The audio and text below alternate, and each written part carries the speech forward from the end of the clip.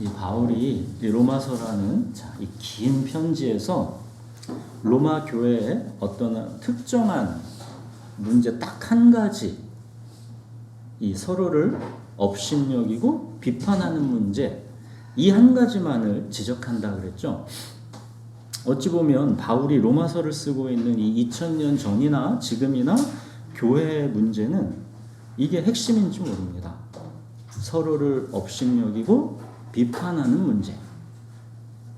이에 대해 바울은 남의 하인을 비판하지 말라 합니다. 내가 특별히 저 형제보다 나은 위치에 있다라고 착각하지 말라 합니다. 어떤 인간의 행위도 하나님 앞에서 더 특별히 더 빵점인 건 없다라는 것을 명심하라 합니다. 우리는 모두 하나님의 긍휼과 은혜 안에서 살아가고 있다라는 것이죠. 교회는 괜찮고 매력적인 사람들이 모인 곳이 아니라 다 하나 예외 없이 이기적이고 교만하고 매력적이지도 않은 사람들인데 그리스도께서 받아주신 사람들이 모여 있는 곳입니다. 이렇게 흠 많고 약하고 부족한 사람들이 모여 있는 교회. 그래서 우리는 저마다 나는 아무래도 괜찮아 이러면서 자기 힘을 빼고 서로를 받아주는 게 필요합니다. 여러분, 나는 아무래도 괜찮으려면 마음에서 원불교가 빠져야 합니다. 뭔지 아세요? 원불교가 빠져야 된다는 거? 엊그제 제가 아침을 먹으면서 극동방송을 듣는데 원불교 신자가 되면 안 된다길래 왜 뜬금없이 갑자기 원불교인가 했더니 원망, 불평, 교만.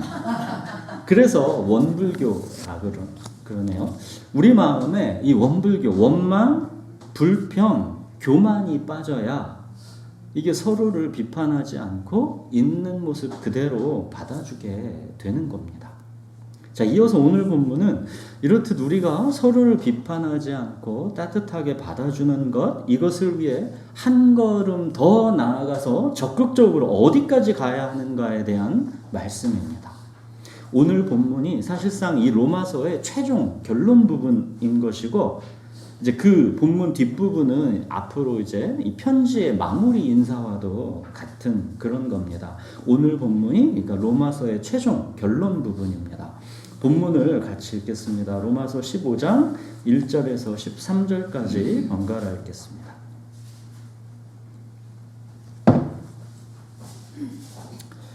믿음이 강한 우리는 마땅히 믿음이 약한 자의 약점을 담당하고 자기를 기쁘게 하지 아니할 것이라. 우리 각 사람이 이웃을 기쁘게 하되 선을 이루고 덕을 세우도록 할지니라. 그리스도께서도 자기를 기쁘게 하지 아니하셨나니 기록된 바 주를 비방하는 자들의 비방이 내게 미쳤나이다 함과 같으니라. 무엇이든지 전에 기록된 바는 우리의 교훈을 위하여 기록된 것이니 우리로 하여금 인내로 또는 성경의 위로로 소망을 가지게 함이니라. 이제 인내와 위로의 하나님이 너희로 그리스도 예수를 본받아 서로 뜻이 같게 하여 주사 하나와 하나님으로 하나님 곧 우리 주 예수 그리스도의 아버지께 영광을 돌리게 하려 하노라. 그러므로 그리스도께서 우리를 받아 하나님께 영광을 돌리심과 같이 너희도 서로 받으라. 내가 말하노니 그리스도께서 하나님의 진실하심을 위하여 할례의 추종자가 되셨으니 이는 조상들에게 주신 약속들을 견고하게 하시고 이방인들도 그 긍휼하심으로 말미암아 하나님께 영광을 돌리게 하려 하심이라. 기록된 바 그러므로 내가 열방 중에서 주께 감사하고 주의 이름을 찬송하리로다 함과 같으니라. 또 이르되 열방들아 주의 백성과 함께 즐거워하라 하셨으며 또 모든 열방들아 주를 찬양하며 모든 백성들아 그를 찬송하라 하였으며 또 이사야가 이르되 이새의 뿌리 곧 열방을 다스리기 위하여 일어나시는 이가 있으리니 열방이 그에게 소망을 두리라 하셨느니라. 소망의 하나님이 모든 기쁨과 평강을 믿음 안에서 너희에게 충만하게 하사 성령의 능력으로 소망이 넘치게 하시기를 원하노라. 자, 1절 보십시오. 믿음이 강한 우리는 마땅히 믿음이 약한 자의 약점을 담당하고 자기를 기쁘게 하지 아니할 것이라.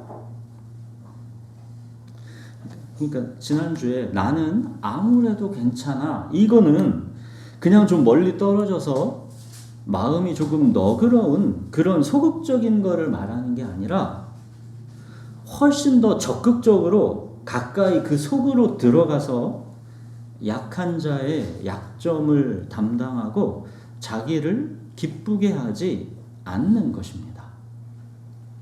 이것이 로마서에서 말하는 주 예수 그리스도, 즉 십자가에 달려 죽으시고 부활하신 예수가 성경에서 약속하신 바로 그 그리스도이시고 우리의 주님이시다. 이 놀라운 복음을 믿는 우리가 그러므로 어떻게 살 것인가에 대한 최종 결론입니다. 약한 자의 약점을 담당하고 자기를 기쁘게 하지 않는 것, 이게 내 몸을 하나님이 기뻐하시는 거룩한 산 제물로 드리는 것이고 이것이 우리가 드릴 삶의 예배, 영적 예배인 것입니다. 여러분, 약한 자의 약점을 담당하고 자기를 기쁘게 하지 말라. 이거는 어떤 추상적이고 관념적인 율법을 지키는 그런 게 아닙니다. 3절을 한번 보십시오. 그리스도께서도 자기를 기쁘게 하지 아니하셨나니. 우리 주님이신 예수님께서 가신 길이라는 겁니다. 또 예수님께서 그 길로 따라오라 하셨기 때문에 우리가 따라가는 것입니다. 자, 4절도 보십시오. 무엇이든지 전에 기록된 바는 우리의 교훈을 위하여 기록된 것이니 우리로 하여금 인내로 또는 성경의 위로로 소망을 가지게 함이니라. 그러니까 기록된 말씀, 이 성경이 우리에게 인내와 위로와 소망을 준다는 겁니다. 이게 무슨 말이냐면 예수님께서 먼저 이 기록된 말씀 성경에 그대로 순종해서 약한 자인 우리의 약점을 담당하셨지요. 그가 찔림은 우리의 허물 때문이요 그가 상함은 우리의 죄악 때문이라. 그가 징계를 받음으로 우리는 평화를 누리고 그가 채찍에 맞음으로 우리는 나음을 받았도다. 우리는 다 양 같아서 그릇 행하여 각기 제 길로 갔거늘 여호와께서는 우리 모두의 죄악을 그에게 담당시키셨도다. 이게 약점을 담당하신 예수님이시죠. 또 예수님은 자기를 기쁘게 하지 않으셨습니다. 이 잔을 내게서 옮기시옵소서. 그러나 나의 원대로 마옵시고 아버지의 뜻대로 되기를 원하나이다. 여러분, 예수님께서 이처럼 기록된 말씀에 순종하셔서 약한 자의 약점을 담당하고 자기를 기쁘게 하지 아니하셨다라는 것에서 우리의 인내와 위로와 소망이 있는 겁니다. 그러니까 우리가 막연하게 참고 견디는 것이 아니라 기록된 말씀에 따라 또 그 길로 먼저 가셨던 예수님이 가신 길에 따라 가고 있는 것이기 때문에 그래서 인내와 위로와 소망이 있는 겁니다. 우리가 말씀을 따르고 있다라는 것, 우리가 예수님의 길을 따르고 있다라는 것, 이것은 우리가 비록 어렵고 힘든 길을 가고 있어도 그 길이 하나님이 기뻐하시는 뜻이다라는 것이고 또한 그 약속이 분명하다라는 것을 말하는 것이기 때문에 그래서 인내와 위로와 소망이 있는 것입니다. 약한 자의 약점을 담당하고 자기를 기쁘게 하지 않는 삶은 이게 다만 고난과 죽음으로 끝나는 것이 아니라 부활 생명의 길이다라는 명확한 약속이 있기 때문에 인내와 위로와 소망이 있는 겁니다. 그래서 부활장인 고린도전서 15장 그 마지막이 그래서 이렇게 끝나는 거죠. 그러므로 내 사랑하는 형제들아, 견실하며 흔들리지 말고 항상 주의 일에 더욱 힘쓰는 자들이 되라. 이는 너희 수고가 주 안에서 헛되지 않은 줄 알미라. 여러분, 우리는 하나님이 기뻐하시는 길, 약속이 분명한 길, 헛되지 않은 길, 상속자의 길로 걸어가고 있는 것입니다. 그래서 인내와 위로와 소망이 있는 것입니다. 자, 우리에게 이 인내와 위로를 주신 하나님께서 우리에게 소망하시는 이 땅에서의 삶은 무엇입니까? 5절, 6절 보십시오. 이제 인내와 위로의 하나님이 너희로 그리스도 예수를 본받아 서로 뜻이 같게 하여 주사 한 마음과 한 입으로 하나님 곧 우리 주 예수 그리스도의 아버지께 영광을 돌리게 하려 하노라. 우리가 예수님을 본받아서 서로 같은 뜻을 품고 한 마음과 한 입으로 하나님께 영광 돌리는 것, 이게 우리를 향하신 하나님의 꿈입니다. 서로 같은 뜻을 품고 한 마음과 한 입으로 하나님께 영광을 돌리는 것, 이거 생각만 해도 이게 얼마나 굉장합니까? 지금 이 로마 교회에는 여러분 유대인과 이방인이 섞여 있습니다. 여러분, 그 당시 유대인과 이방이 섞여 있다라는 거는 이건 정말 섞일래야 섞일 수 없는 사람들이 섞여 있는 겁니다. 오늘날로 말하자면 한 교회에 민주당 지지자들과 국민의힘 지지자들이 섞여 있는 겁니다. 서로 악수도 안 한다는 민주당의 정청래 대표와 국민의힘 장동혁 대표가 한 교회에서 섞여 있는 겁니다. 좌파와 우파가 섞여 있는 겁니다. 부자와 판검사, 의사들과 가난한 노동자들이 섞여 있는 것입니다. 그런데 이 교회에서 예수님을 본받아 서로 같은 뜻을 품고 한 마음과 한 입으로 하나님께 영광을 돌리는 것, 이게 상상만 해도 이게 정말 굉장하지 않습니까? 여러분, 우리가 차이가 아무리 서로 크다 한들 하나님의 아들이신 예수님과 죄인 중에 괴수들인 우리들의 차이만큼 크겠습니까? 근데 7절 보십시오. 그리스도께서 우리를 받으셨습니다. 그리스도께서 우리를 받으셨다라는 것은 이런 의미입니다. 그는 근본 하나님의 본체시나 하나님과 동등됨을 취할 것으로 여기지 아니하시고 오히려 자기를 비워 종의 형체를 가지사 사람들과 같이 되셨고 사람의 모양으로 나타나사 자기를 낮추시고 죽기까지 복종하셨으니 곧 십자가에 죽으심이라. 여러분, 이것이 그리스도께서 우리를 받으셨다는 의미입니다. 약한 자의 약점을 담당하고 자기를 기쁘게 하지 아니하는 것, 이게 7절에 서로 받으라의 의미입니다. 여러분, 교회는 유대인과 이방인이, 민주당 지지자들과 국민의힘 지지자들이 서로를 받는 곳입니다. 오늘날 정치의 극단적 대립을 보면서 이게 과연 가능할까 싶죠. 저는 솔직히 불가능해 보입니다. 어떻게 한 교회에서 국민의힘의 열렬 지지자들과 민주당의 열렬 지지자들이 서로 화합해서 함께 할 수 있습니까? 정치를 보면 그거는 저는 도저히 불가능해 보입니다. 여러분, 그런데 유대인과 이방인이 서로를 받는 것에 비하면 이거는 아무것도 아닙니다. 유대인과 이방인이 서로를 받았다면 지금의 이스라엘과 팔레스타인, 이 유대인과 이방인이 서로를 받았다면 오늘날 어느 차이와 대립도 그 앞에서는 핑계댈 수가 없는 것입니다. 교회가 그런 곳이다라는 겁니다. 예수님은 바로 이 유대인과 이방인이 서로를 받게 하는 이 하나됨을 위해서 오신 것입니다. 8절 9절 보십시오. 내가 말하노니 그리스도께서 하나님의 진실하심을 위하여 할례의 추종자가 되셨으니 이는 조상들에게 주신 약속들을 견고하게 하시고 이방인들도 그 긍휼하심으로 말미암아 하나님께 영광을 돌리게 하려 하심이라. 기록된 바 그러므로 내가 열방 중에서 주께 감사하고 주의 이름을 찬송하리로다 함과 같으니라.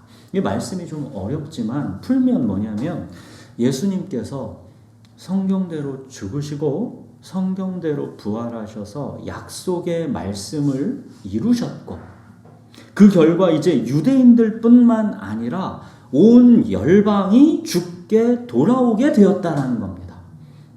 부활하신 주님이 이제 열방, 유대인과 이방인 모두의 주님이 되셨다는 겁니다. 예수님이 오시기 전까지는 유대인과 이방인이 하나가 된다는 것은 있을 수가 없는 불가능한 일이었는데 예수님이 오셔서 그 막힌 담을 허셨다는 겁니다. 아브라함을 부르셔서 유대민족을 만드신 하나님께서 그 유대민족의 아버지 아브라함을 부르실 때 어떤 약속을 주셨습니까? 너는 복이 될지라. 땅의 모든 족속이 너로 말미암아 복을 얻을 것이라. 이게 부르심의 약속이었죠. 땅의 모든 족속, 열방입니다. 유대인과 이방인, 이 열방 모두가 아브라함의 후손 예수 그리스도로 말미암아 복을 받고 함께 주님을 찬송하게 된다라는 것, 이 약속을 주셨죠. 자, 오늘 10절 또 보십시오. 열방들아 그러죠. 또 11절 모든 열방들아, 또 12절 열방이 그에게 소망을 두리라. 이 키워드는 뭡니까? 열방입니다. 열방이 주께 돌아와 주를 찬송한다라는 겁니다. 모든 열방들아 주를 찬양하며 모든 백성들아 그를 찬송하라. 그러니까 유대인과 이방인이 함께, 민주당의 정청래와 국민의힘의 장동혁이 함께 주를 찬양하는 곳, 이곳이 교회입니다. 여러분, 유대인과 이방인이 함께, 민주당의 정청래와 국민의힘이 장동혁이 함께 주를 찬양한다라는 것은 이 그냥 저절로 되지 않습니다. 약한 자의 약점을 담당하고 자기를 기쁘게 하지 아니하는 삶. 하나님께서 기뻐하시는 산 제물로 자기 몸을 드리는 이 삶에 순종해야 합니다.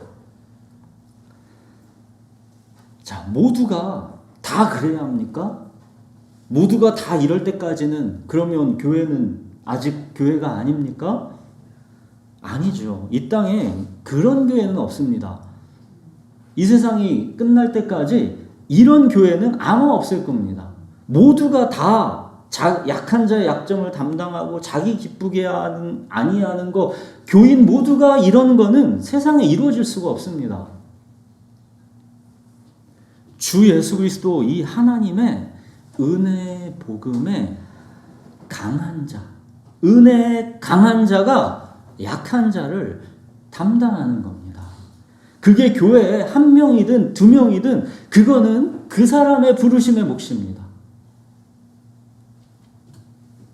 주님께서는 그것만 하라는 겁니다. 다 안 돼도 되니까. 자, 마지막 13절 보십시오. 소망의 하나님이 모든 기쁨과 평강을 믿음 안에서 너희에게 충만하게 하사 성령의 능력으로 소망이 넘치게 하시기를 원하노라. 자, 약한 자의 약점을 담당하고 자기를 기쁘게 하지 아니하는 사람. 이게 말이 좋아서 이렇지 이거는 삶에서 매우 힘든 것이죠.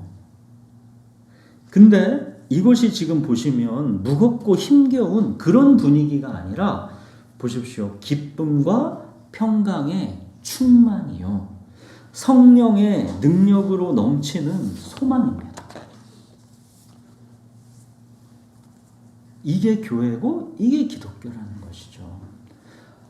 보라, 형제가 연합하여 동거함이 어찌 그리 선하고 아름다운고. 거기서 여호와께서 복을 명령하셨나니 곧 영생이로다. 자, 연합하여 동거함. 이게 저절로 되겠습니까? 이 하나됨은 결코 저절로 되는 법이 없습니다.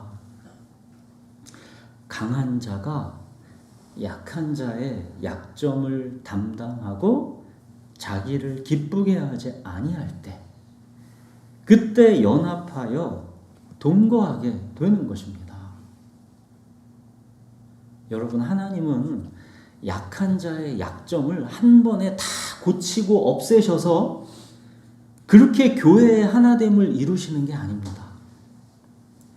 약한 자의 약점을 그대로 두십니다. 그런데 담당하는 자가 있습니다. 예수님이 근원적으로 그 뿌리를 이미 담당하셨고, 예수님을 먼저 본받아 따라가는 강한 자가 이제 약한 자의 약점을 담당하는 것입니다. 강한 자가 약한 자의 약점을 담당하고 자기를 기쁘게 하지 아니함을 통해서 하나가 되는 것, 이게 하나님의 나라인 거고, 이게 교회인 것이고, 이게 하나님의 꿈입니다. 부모의 꿈은 형제가 하나 되는 것, 형제가 우애 있게 지내는 것, 이게 부모의 꿈이죠. 우리 어머니가 살아계실 때 우리 어머니의 소원은 언제나 이거 하나였습니다. 어머니는 뭐 공부 잘하는 거 이런 거를 한 번도 얘기해 보신 적이 없고, 뭐 어느 대학 가느냐 이런 것도 한 번도 얘기해 본 적이 없고, 뭐 직장을 어떻게 하고 성공하는 거 이런 거에 아무 관심이 없으셨습니다. 맨날 하시는 말이 형제들끼리 우애 있게 지내라. 왜 맨날 저런 소리를 하시는가? 그때는 귀에 잘 들어오지가 않았었습니다. 엄마는 왜 그렇게 가족밖에 모르시나? 그런 소리로 들렸죠. 진짜 그냥 못에 박히도록 형제들끼리 우애 있게 지내라. 무슨 주문처럼 그걸 맨날 얘기하셨습니다. 우리 애는 제일 누나가 장녀로 하나 있고, 그 밑에 이제 남자가 삼형제입니다. 우리 이제 삼형제는 다 먹고 살만한 거를 다 알아서들 잘 했습니다. 직장도 다 잘 가졌고 그렇게 살았는데, 이 누나가 계속 뭐 별 볼 일이 없고 뭐 결혼해서 이렇게 살아가는데도 뭔가 이렇게 사는 게 맨날 좀 부족하고 막 그러니까 엄마는 맨날 뭐 삼형제의 삶에는 아무 관심이 없어요. 그냥 누나의 삶만, 엄마는 돌아가실 때까지 항상 누나 걱정뿐이었습니다. 형제들끼리 우애 있게 지내라. 이 자식들은 공감하지 못하는 부모의 마음인 거죠. 또한 그게 얼마나 이게 불가능하리만큼 어려운 것인지, 엄마가 그렇게 주문처럼 맨날 형제들끼리 우애 있게 지내라 했어도 별로 우애가 없어요. 이거는 진짜 불가능하리만큼 어려운 겁니다. 이걸 우리가 살면서 알게 되죠. 마찬가지로 하나님의 꿈은 교회가 우애 있게 지내는 것, 하나 되는 것, 이게 하나님의 꿈입니다. 주님께서는 우리를 자유케 하시고 그 다음에는 약한 자들이 있는 곳으로 보내십니다. 유대인과 이방인이 하나가 되었듯, 그렇게 지금도 하나님은 달라도 너무나 다른 사람들이 하나가 되게 하는 것, 그거에 관심이 있으신 겁니다. 사랑하는 여러분, 상대 배역으로 내가 큰 겁니다. 약한 자의 짐을 지면서 내가 크는 것입니다. 그 약함을 보면서 나는 과연 강한 게 맞는가를 질문하게 되고 나도 별 수 없다라는 것을 인정하게 되고 그렇게 쓸데없는 힘이 빠지는 겁니다. 그러면서 점점 나는 아무래도 괜찮아 이거를 배워가는 것입니다. 이게 단기간에 이루어지지 않습니다. 오랜 시간의 숙성이 필요한 것입니다. 이게 심오한 지식으로 한 번에 금방 깨달아서 배워지는 게 아닙니다. 넘어지고 실패하고 좌절하고 그런 삶의 오랜 숙성 과정이 반드시 필요합니다. 당연히 상대 배역이 없을 수가 없는 겁니다. 그 과정에서 우리는 마음에서 원불교, 이거 원망, 불평, 교만이 이제 점점 빠지고 조금씩 더 이제 따뜻해지고 친절해지고 겸손하게 되는 거 이거 배워가는 겁니다. 자연스레 이제 다른 사람을 조금씩 이해하게 되고 이제 내 거품이 빠지면서 나보다 남을 훌륭하게 여기게 되는 것입니다. 점점 이 사람이 나보다 훌륭하다라는 게 이게 이제 점점 그렇게 되는 것이죠. 나보다 이제 다 훌륭하다고 여겨지는 겁니다. 선줄로 생각하는 자는 넘어질까 조심하라. 골치 아픈데 상대 배역 때문에 내가 선줄로 생각했다가 그게 아니구나.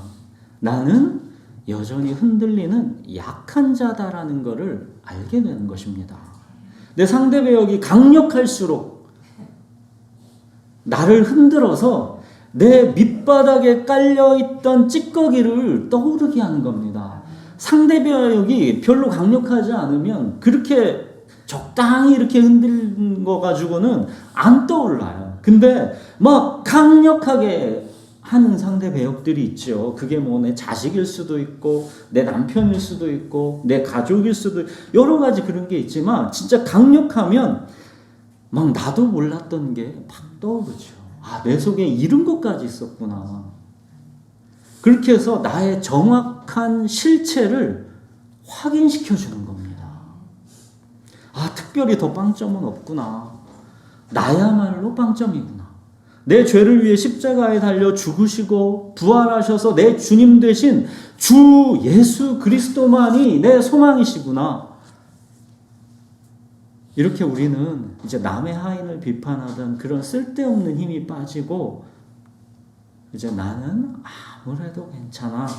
그러면서 이제 서로의 약점을 담당하고 자기를 기쁘게 하지 않는 삶으로 우리가 성장해 가는 것입니다. 사랑하는 여러분, 약한 자의 약점을 담당해주고 자기를 기쁘게 하지 마십시오. 이것이 예수님이 가신 길이고 예수님이 우리에게 따라오라 하신 길이고 또한 이 길을 따라가는 사람들이 교회입니다. 약한 자의 약점을 담당하고 자기를 기쁘게 하지 않는다라는 것은 예수님이 그 마지막 날 밤에 제자들의 발을 씻어주셨듯이 그렇게 서로의 발을 씻어주는 것을 말하는 겁니다. 예수님이 제자들의 발을 씻어주던 그때 상황이 어떤 장면인지 잘 한번 그려보십시오. 하루 종일 예수님과 제자들은 샌들을 신고 먼지 속을 다녔다가 이제 지금 집 안으로 들어와서 저녁을 먹고 있는 중입니다. 근데 지금 저녁을 먹기 전에 당연히 있었어야 하는 어떤 일이 생략된 것입니다. 집 안에 들어오면 종이 주인의 발을 당연히 씻어 주어야 하는 게 그때의 풍습입니다. 근데 예수님과 제자들의 이 모임에는 종이 없으니까 그럼 제자들 중에 누군가가 이 종의 역할을 해줘야 하는 겁니다. 근데 제자들 중에 아무도 이 종의 역할을 해주는 사람이 없습니다. 아마 제자들도 발을 안 씻고 그렇게 앉아있는 게 매우 찝찝하고 불편했을 겁니다. 근데 그 더럽고 귀찮은 일, 종들이나 해야 하는 그 일을 자기가 나서서 하기는, 싫었던 겁니다. 누군가 하겠지. 아무도 안 하네. 나도 하기 싫다. 에이, 나도 모르겠다. 이런 찝찝한 상태로 그냥 내버려 둔 겁니다. 바로 이 상황.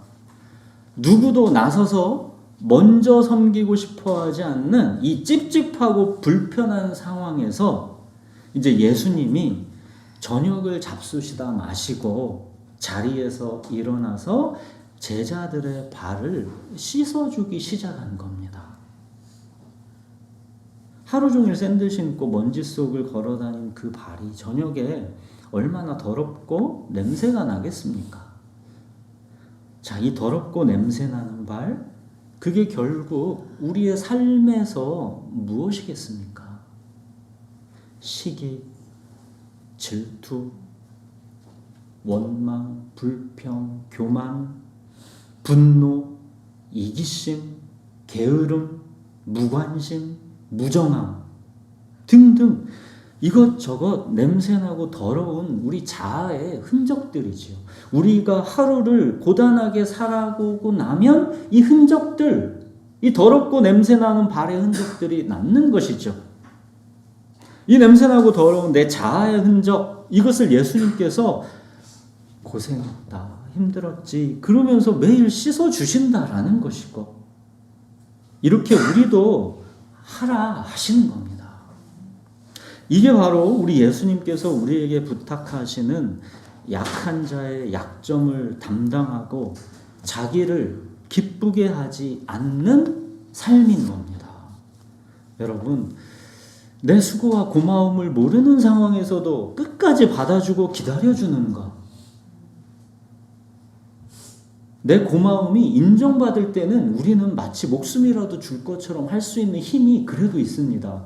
근데 몰라주는 사람, 내가 이만큼 했으면 적어도 고맙다라고 하든지 적어도 뭐라고 표현이라도 하든지 이게 돼야 나도 그 다음에 할 수 있는 건데, 그런데도 끝까지 우리가 기다려주는 것, 내 자존심을 주장하지 않는 것, 이게 발을 씻어주는 것입니다. 이게 약한 자의 약점을 담당하고 자기를 기쁘게 하지 않는 것입니다. 사랑하는 여러분, 부모의 꿈은 형제가 우애 있게 지내는 것인 것처럼 우리 하나님의 꿈은 교회가 약한 자의 약점을 담당하고 자기를 기쁘게 하지 않는 삶을 통해서 하나가 되는 것입니다.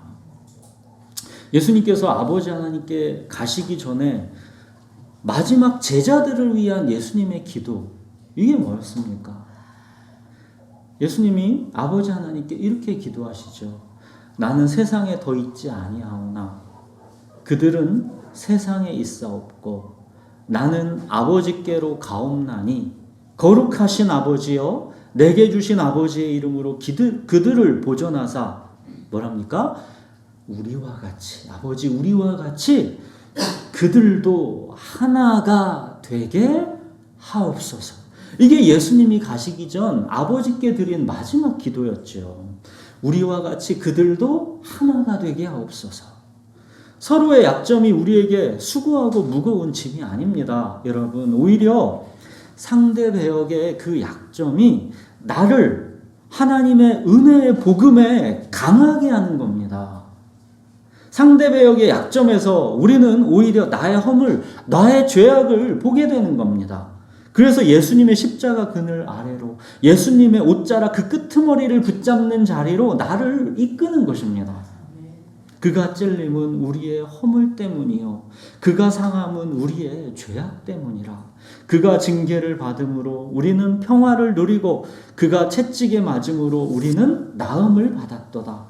우리는 다 양 같아서 그릇 행하여 각기 제 길로 갔거늘 여호와께서는 우리 모두의 죄악을 그에게 담당시키셨도다. 하나님의 이 은혜의 복음이 나를 위한 것이다라는 것, 이거를 우리가 점점 깊고 풍성하게 맛보고 알아가게 되는 겁니다. 죄가 더한 곳에 은혜가 더하다라는 것. 하나님의 부르심에 후회하심이 없다라는 것. 나의 죄와 허물을 내가 그 밑바닥까지 볼 때는, 근데 하나님의 부르심에 후회하심이 없다라는 것은, 여기에서는 이게 도대체 뭔가 싶은 겁니다. 이게 얼마나 놀라운 나를 위한 은혜인지 우리가 그때는 또 찬송하게 되는 것입니다. 하나님은 놀랍게도 우리의 서로의 약점을 통해서 이 신비를 우리 안에서 이루어 가시는 겁니다. 하나님이 그 약점을 그냥 다 없애버리시는 게 아니라 약점을 그냥 그대로 두는데, 그대로 둔 약점을 통해서 오히려 하나님이 이걸 우리 안에서 이루어 가신다는 것이죠. 사랑하는 여러분, 우리 주님께서 따라오라 하시는 길, 약한 자의 약점을 담당하고 자기를 기쁘게 하지 않는 삶, 여기로 우리 걸어가십시오. 먼지 나는 이 땅에 살면서 우리 발이 더럽지 않고 냄새나지 않을 수는 없습니다. 서로의 더럽고 냄새나는 발을 씻어주는 교회가 됩시다. 보라, 형제가 연합하여 동거함이 어찌 그리 선하고 아름다운고, 거기서 여호와께서 복을 명령하셨나니 곧 영생이로다. 네, 기도하겠습니다.